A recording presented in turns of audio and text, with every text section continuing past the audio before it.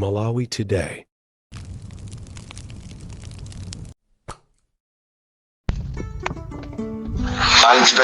Chipimba maso mungu sipina kulonjeza masiku ano kungopimba maso a Malawi koma naudziwa kuti Malawi vazindikira tsopano kuti ili mboza wakumvutisa chipimba maso ndicho chipimba maso alibe mtima wamuti akhoza kulimbana ndi Katangale vakanika zaka 5 kukanikiratu kuba lero ndiye kwapita mtundu wonse pamwamba Katangale ndiye wafalikira paliponse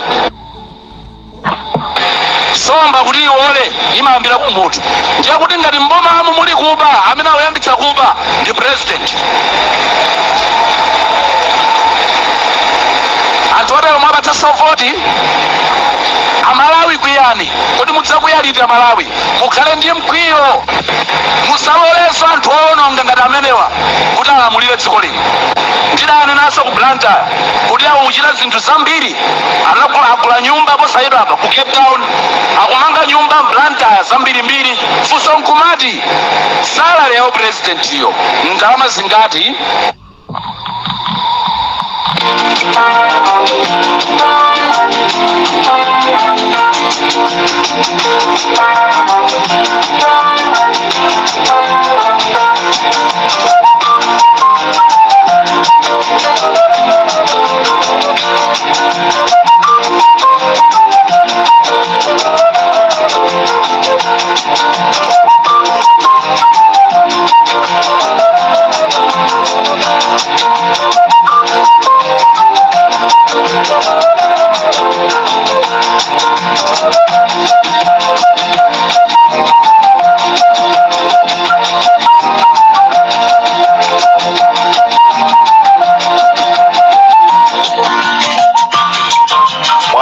Banji Amalawi nonse chigawo chino chaku mamawa pamene tikuthamangiranso mu chigawo chaku masana nthawi yathu pamene kuti 11:30 muli banji Amalawi nonse konse kumene muli. This is Comrade Ntanywa on Limpopo FM Amalawi chigawo chaku mamawa kuno ndabwera ndi nkhani ziwiri zitatu zonoti tigawane koma choyambirira chenicheni ine ndimakhulupirira kunena kuti munthu ukalakwisa kuli bwino ndikubwera ndikupepesa kapena ndikukonza cholakwikacho ndiye chigawo chakumama kuno ndisanayambe programu yanga dzulo ndinabwera ndi programu imene ndinanena zonoti Sosten Gwengwe omwe ndi nduna ya zachuma ndofuna ndikonze Sosten Gwengwe si nduna ya zachuma Sosten Gwengwe amene anali nduna ya zamalonda nduna ya zamalonda Minister of Trade ndi amene achosedwa udindo ndipo kuchosedwaku achosedweratu ndipo pa udindo umene wa Minister of Trade ndi umene ayikidwa Vitumbiko Mumba ndati ndikonze pamenepa pali anthu ena omvesa amatha kuyankhula kunena kuti no munthuyi mwina amafuna atayankhula chonchi komano chifukwa mwina cha kuganiza mutu kuchulukiridwa ineyo ndi mutumu mmakhala zambiri zopanga chifukwa mutumu zimene zimandiyenda mmutu mwanga zinali za Sosten Gwengwe mmene anali unduna wa finance ndi chifukwa chonena kuti pali nkhani zimene ndili nazo za anduna a finance zinandipangisa kunena kuti ndikaganize kuti ndi Sosten Gwengwe pamenenso nduna ya finance ndi Achitiola ndili ndi nkhani za Achitiola ndi chifukwa chonoti ndili ndi nkhani za Achitiola nchifukwa chake mutu wanga unasokonekera kuti Minister of Finance ndi Sosten Gwengwe ndili ndi chikhulupiriro kuti Amalawi okhawo amene ali omvesa andimvesa Amalawi okhawo amene ali ndi nzeru atha kundimvesa ndi Amalawi okhawo amene amadana nane ndi amene mwina sangathe kundimvesa koma ineyo ngati Comrade Ntanywa ndimakhulupirira kuti ngati pena pake ndalakwitsa ndibwere ndizakonze ndauze anthu zoyenereka kuti anthu azilandire ndi nkhani ndiyonena kuti Sosten Gwengwe amene anali nduna ya zamalonda ndi amene apumisidwa. Komano kupumisidwa kwa Sosteni Gwengwe sikuti kusintha china chilichonse mu dziko la Malawi, chifukwa chonoti angakhale president iyeyo zikumkanikaso akulephera kuliyendesa dziko la Malawi. So kwa ineyo ndikuona ngati palibe china chilichonse chimene chachitika, chifukwa tangosala ndi miyezi 4 ndimaona ngati Sosteni Gwengwewa akanango asiya ndi cholinga chonoti onse akamapita apitire limodzi. This is Comrade Daniel on Limpopo FM.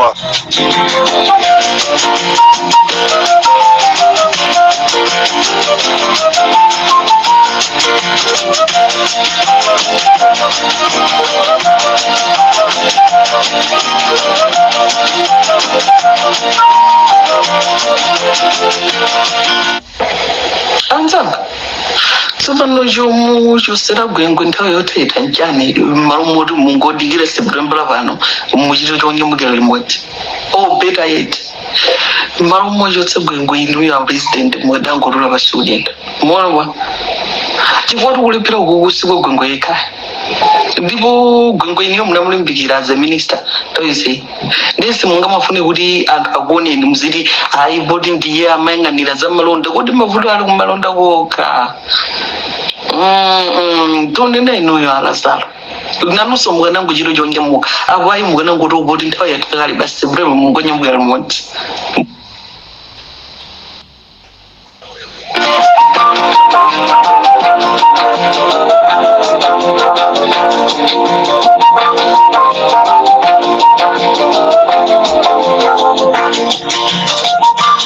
Dziko la Malawi lafika pa Japan vesa Ikisoni. Dziko la Malawi lafika pa Japan vesa Ikisoni. Malawi ndi khala ndi ubwera ndi nkhani zokhuzana ndi network imene ikuvuta mu dziko la Malawi. Koma chigawo cha kumama kuno ndikufuna ndithamangire ku Lilongwe ndikuwuzeni zimene zikuchitika ku Lilongwe kunsika kumeneku ndi gawo limodzi kumene kumagulisidwa nsomba.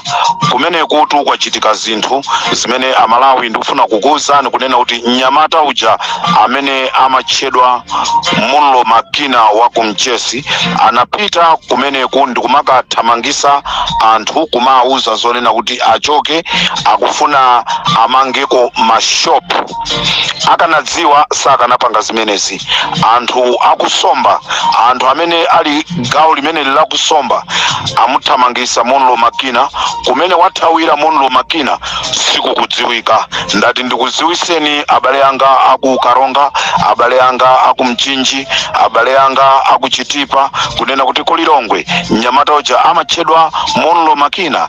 Anyamata a Richard Chimwendo Banda amene anapita kukathamangisa anthu ndi cholinga chonoti ati afuna ayambe kumangapo wathamangisidwa waenda wauyo. Izi ndi zimene zachitika ku Lilongwe kumamawa. Tiye tithamangirenso madera ena. This is Comrade Daniel pa Limpopo.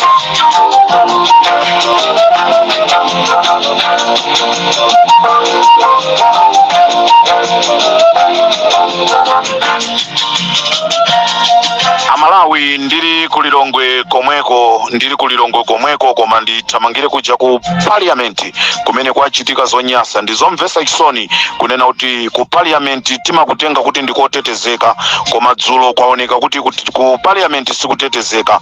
Chifukwa chani? Chifukwa chonena kuti boma la Malawi Congress Party langotenga china chilichonse ndikuyika m'manja mwawo. Ndi chifukwa chake wamkulu wa polisi ndi wa MCP, wamkulu wa army ndi wa MCP, wamkulu wa intelligence ndi wa MCP, azisogoleri onse amene akuyendesa chipani cha MCP ndi amenenso ali ma institutions aboma. Ndi chifukwa chake Amalawi mutha kuona kunena kuti zinatheka anthu ndikupita kukamuombera chiwaya aliyense osatengapo gawo kumalo kumene kuli ma CCTV.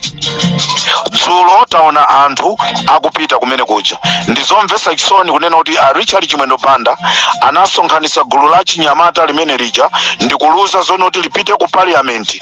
Cholinga chawo chimene amapitira ku parliament kunali kufuna kuthana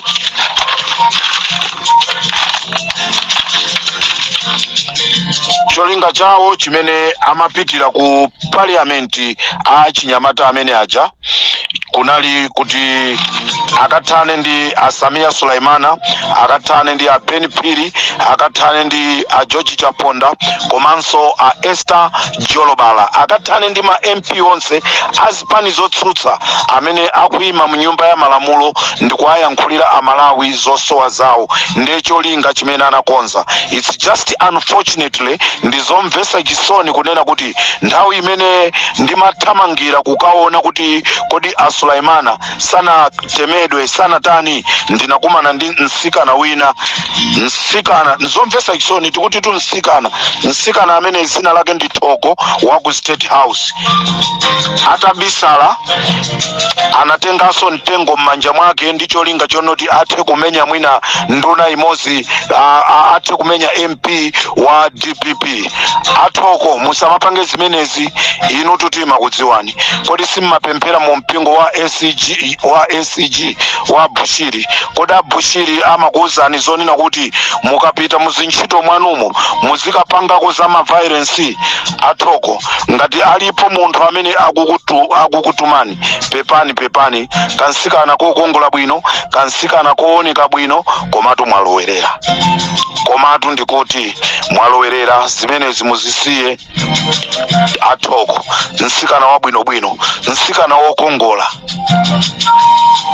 Inetu ndipati mwina ndikupasina chimwene anga akukwatireni itu nanga si muli pambeta ndiye taonani zimene mukupangazi.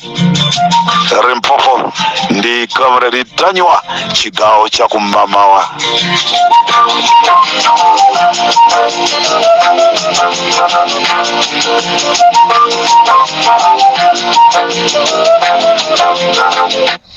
As I said, kunena kuti cholinga cha anthu amene anapita ku parliament dzulo kunali konena kuti akachitire chipongwe Samia Sulaimana, Ben Phiri, Esther Jolobala komanso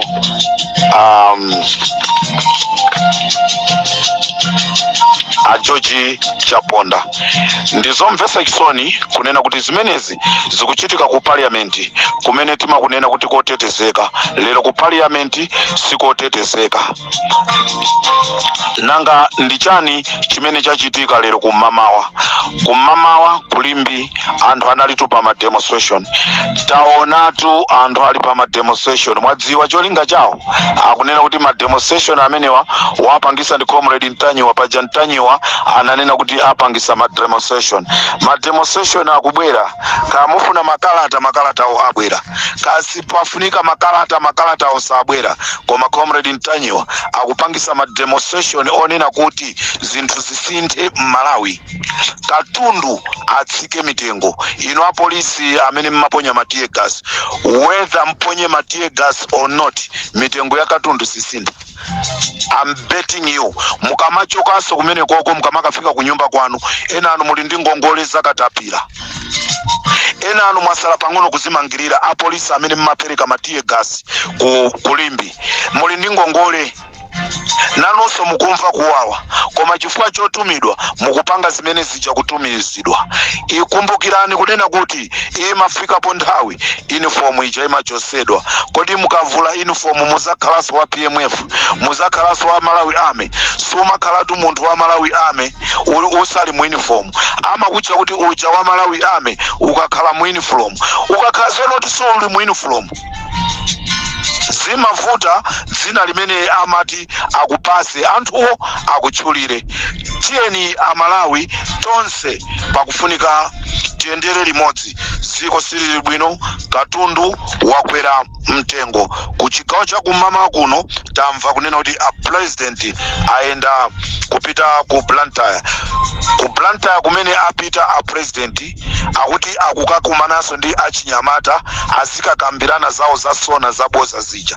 Akachokaso kumeneko akhalaso akupitaso kumzuzu kukakumanaso ndi achinyamataso akuti akumzuzu azikakambirana zasona. A president, you are just wasting your time pa zinthu zimene Amalawi sapindula kalipo kena kalikonse zasona tazisiyani amalawi tadziwa munanamiza chifukwa zimene zinali musona si zimene zili background pali ma foundation a nyumba za polisi palibe nyumba ya polisi background palibe bridge limene lakonzedwa tikapita tikutha kuona kuti bridge silina konzedwe why you are wasting currency mukononga chuma cha Malawi pa zinthu zo panda ntchito malo monena kuti a president mukanakhala nzeru mukanatha kuona kuti katundudi wadula katundudi wakwera mtengo ndipange bwanji kuti Malawi asapange ma demonstration ndikuti Malawi akwende okwiya ndipo zinthu zina zimene mukupanga ndizozesaso mkwiyo kwa Malawi khalani pasi ku State House pangani chinthu chimodzi chimene chingathandiza Malawi kukwera kwa katundu kuti kwa malemboso ndi kwakwera mtengo wakwera mtengo kukasiya kwa kabudula kumbavi katundu ndi okwera mtengo kose kwa asante katundu ndi okwera palibe pamene katundu sakukwera khalani pansi ganizirani Malawi kusiyana ndi kumakapanga zasona tinamva tapitako ife kucheni kulowa shire tapitako ifali mpopo kulowa shire takaona kulibe chimene chiliko tanyamuka tafika kuchitipa kulibe kumene chilipo kumpoto mpaka mwamuchosa munthu ntchito kulumpi chifukwa chonena kuti ananena zeni analephera bwanji kulemba malipoti abodza ngati mmene apangira anthu ena munthu wetu mwamuchosa ntchito ifali mpopo takumana nayo munthu uyo akudandaula kunena kuti ndachosedwa ntchito chifukwa chonena kuti sindinalembe malipoti abodza alemba bwanji malipoti abodza chikhalire nicho background ipo zinthu zimene zonso palibe ndiye munthu wachosedwa ntchito. Limpopo FM ndi Comrade Ntanyiwa chigawo cha kumamawa.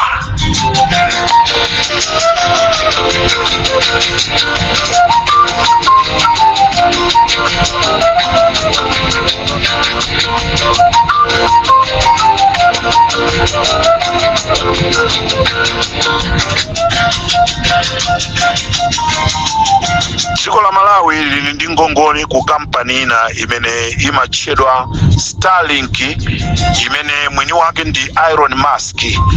Kampani imeneyi ili ku mzinda wa South Africa ku Pretoria. Dziko la Malawi pakadali pano likukumana ndi mavuto a network. Wina asakunamizeni kuti chifukwa cha mavuto a magesi. Vuto li ndilonena kuti a Starlink kupyolera mwa agent wawo amene amakhala ku South Africa mu mzinda wa Pretoria adula network yawo.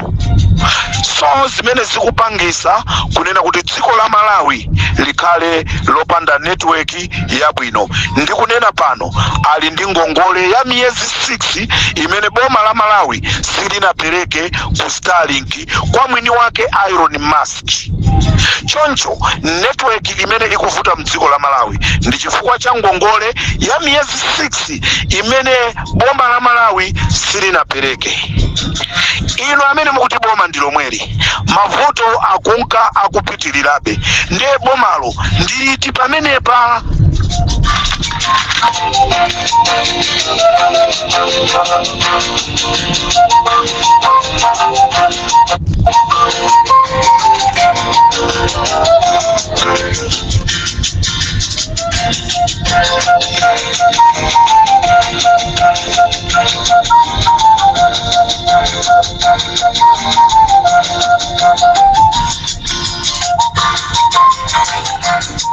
Amalawi nonse amene mukukhala ku South Africa ndabwera ndi uthenga ofunika kwambiri pakufunika kuyenda komanso kukhala mosamalisa. Ndinakuwuzani kunena kuti ndinachita mwayi woyankhulana ndi Mai Joyce Banda kunkhani yonena kuti ayankhulire Amalawi amene akukhala mu mzinda wa South Africa mu dziko lija la South Africa.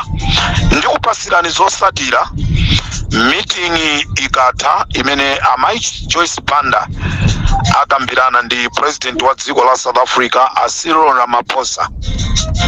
Ndinayankhula nawo amayi Joyce Banda, ndipo utenga umene ndinayankhula nawo ndauza zonena kuti ndi president yekha Bakili Muluzi amene tinamumva ndi pakamwa pake akuyankhula kunena kuti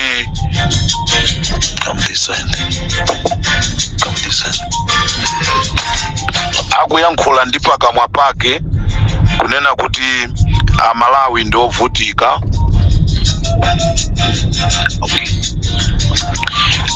Amalawi ndi ovutika, ndipo Amalawi chifukwa cha mavuto azachuma ndi chifukwa amabwera ku dziko lino la ku South Africa.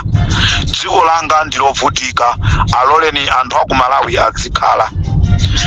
Papita nthawi yayitali dziko la Malawi tili ndi embassy ku South Africa, koma Amalawi akunka kukumanabe ndi mavuto pena nkumazifunsa kuti kodi ntchito ya embassy imeneyi ndi chani. So amayi Joyce Banda chigawo cha kumamawa kuno akhala chigawo cha kumasana kuno akhala akuyankhula ndi Ramaphosa zina mwa izo zimene ineyo ndiwo ndayankhulana nawo personal kunena kuti atiyankhulire kunena kuti anthu amene amapita ku South Africa opanda malonda asamavutisidwe, anthu amene amakhala ku South Africa asamavutise. Ngati ndikotheka papezeke njira yonena kuti anthu azikhala mdziko la South Africa popanda mavuto. Ndiye ndikufuna mutenge uthengawo abale yanga.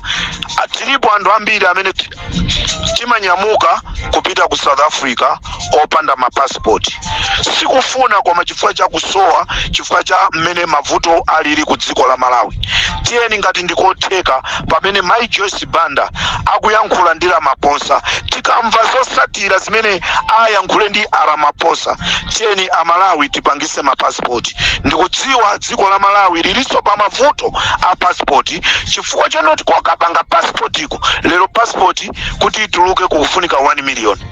Anthu aitenga kuti 1 million ngati thumba la chimanga pano pali 140 madera ena. Ndiye ndifuna ndikutsimikizireni Amalawi amene mukhala ku South Africa kunena kuti ndayankhula ndi mayi Joyce Banda uthenga wanu umene mwakhala mukundipasa kuti akaupereke. Ndezo satira za zimene ayankhulane mmene momo amayi Joyce Banda andiimbira andiuza Comrade Ntanyiwa ndayankhulana nawo ndipo atiuza izi. Amalawi mukhale cheru, ine ndikupasirani zosatira zimene amayi Joyce Banda abwere nazo kuchokera kwa president wa dziko lija la South Africa. Ine ndikhala chotengera chanu Amalawi, pesani manambala ali mpopo kuti mavuto amene muzikumana nawo mutipase ine ndiziyankhula ndi mayi Joyce Banda, chifukwa amayi Joyce Banda ali ndi telephone number sopano ya Ramaphosa. Olo abwerere kumuzi, ineyo ndikayimbira amayi Joyce Banda kumuziko, tikaimbira na matelefoni mukatipasa malipoti amene mukukumana nawo. Ndekuti amayi Joyce Banda aja azimuimbira Ramaphosa uja kunena kuti anthu wanga kudera kwakuti akumana ndi mavuto awa tafufuzani.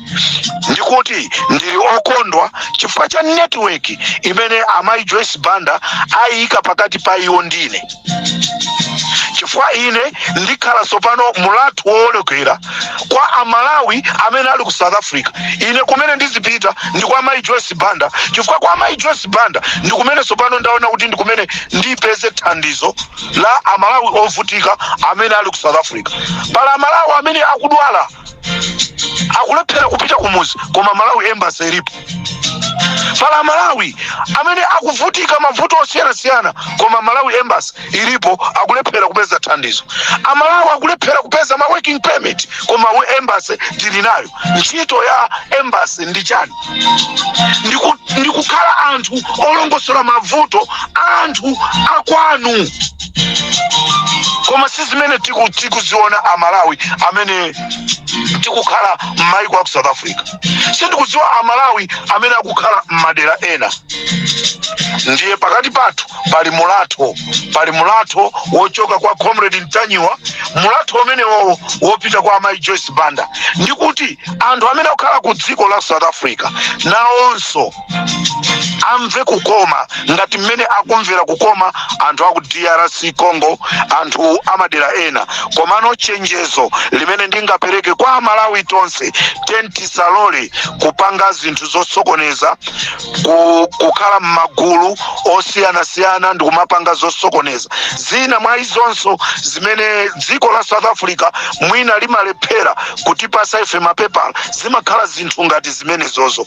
Ili langokhala pempho langa kunena kuti tikhale anthu amakhalidwe abwino amene dziko la South Africa limatidziwira, chifukwa anthu ochoka ku Malawi timadziwika ndi kuti ndife amakhalidwe abwino. Tipitirize makhalidwe abwino amene timakhalira mu dziko la South Africa. Pamene anthu akumenya nkhondo kumudzi kunena kuti mukamachoka kumudziko mukafike pabwino, tiyeninso inu musayipise kumeneko, chifukwa kuli anthu ena akufunanso azaoneko ku South Africa. Ndekodi kukaipa ku South Africa kukhala kwabwino? Ndifuna ndipemphe tonse amene tili ku South Africa kunena kuti musadandaule. Comrade Ntanyiwa akuyankhula ndi Mai Joyce Banda ndikuwapasa uthenga kuti akampase Ramaphosa ndikuti tonse tizikhala mu South Africa mofanana, osati awa ndaku Zimbabwe, awa ndaku Tanzania, awa ndakuti ma treatment azikhala osiyana. Treatment yathu ikhala osiyana. Mawu anga omaliza ndonoti kuchokera pa 1 March pa 2 March boma la South Africa lakhazikitsa ndondomeko lofuna kugwira ma foreigners. Ndeni mafunanso ndikuuzeni ma foreigners inde ndi zinthu zimene zimachitika nthawi zonse, koma sizimadziwika kuti kodi tsokali lindifikira ine, kodi tsokali liyafikira awo. Patuluka chikalata chimene chikusonyeza kunena kuti kuyambira pa 1 March kupita kutsogolo boma la South Africa likhala ndi operation yogwira anthu. Ndiye uthenga ukuchoka pa Limpopo FM,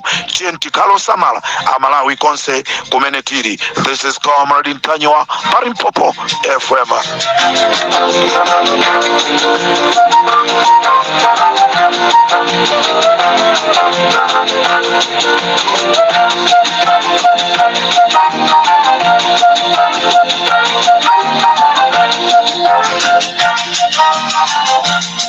Malinga ndi maplani a Richard Chimwendo Banda amene ali nawo, MCP ndiyo gawikana. Nde Richard Chimwendo Banda akukonza MCP yawo. Richard Chimwendo Banda akukonza MCP yawo, ndipo konzekera kukonza MCP yawo chimene akupanga Richard Chimwendo Banda aika anthu mbadera ochuluka amene akufuna kuzagwira nawo ntchito ku new MCP. Nawo akupanga chothekera china chilichonse kunena kuti anthu akukasungu asapeze mwayi kukhala mu MCP ya Sopanoi. Ndikunena pano akuchitanso sponsor munthu wina amene tikuti ndi Mathiola Banda amene ali m'bale wawo wa Richard Banda. Mathiola Banda ku constituency ina imene akumchita sponsor, ndipo kumeneku kukupita mnyamata wawo uja Charles Chapinga ndi amene akupereka ndrama kumeneko kwa ma delegates amene akukonzekera kukaponya chisankho cha ma MP ozayimirira MCP kudera lawolo. Ndiye kudera kumeneku kuli Maisa Gawa ndi amene akupikisana ndi Mathiola Banda. Sopano Maisa Gawa ndi amene anthu akumufuna chifukwa cha khalidwe lache. Maisa Gawa ndi munthu wa khalidwe labwino, munthu amene amamva zonena za anthu. Mzimayi ineyo nitakhala kuti ndine wa MCP, munthu amene ndingakamvotere Maisa Gawayi. Ndicho linga chonena kuti ngati angakawine, chifukwa tu akawina apa ndiye kuli kukapikisanaso kusogoloko kumene akakumane ndi anthu ena a DPP azipani zina. Ngati anthu akapitilirebe kumkonda kuderako Maisa Gawai ndamene ndikumuona kuti she is the right candidate ku MCP ko. Tiziona atu kuti MCP ndiyonse. Koma nanga sinkhondo ikadalipo chifukwa tu akawina akakumanaso ndi anthu ena. Mpiratu pachamati mukawina apa mmapita round ina, mmapita round ina, mmapita so round ina mpaka kukafika kuma finals. Sono kuma finals iko ndikumene akakumane ndi azipani zosiyana ndendi kunena kuti panopa round imene ili osati ku final loko koma tikukamba zapano za ku final loko tizakambaso koma tikukamba zapano the right candidate kumuvotera ndi Maisa Gawa ndipo anthu ambiri akwakonda Maisa Gawa. Amalawi tisamakomedwe ndi ndalama ndi zimene zikuperekedwa nkumabisa makhalidwe oyipa a anthu. Ineyo ndikanakhala kuti ndikuchokera kudera limene lolo the right candidate amene ndikanansapota ndi Maisa Gawayo kuti ngati kuli kuluza azikaluza akakakumana sopano ndi the mighty DPP alosati mighty wanderers iyayi ili yachipani mighty DPP.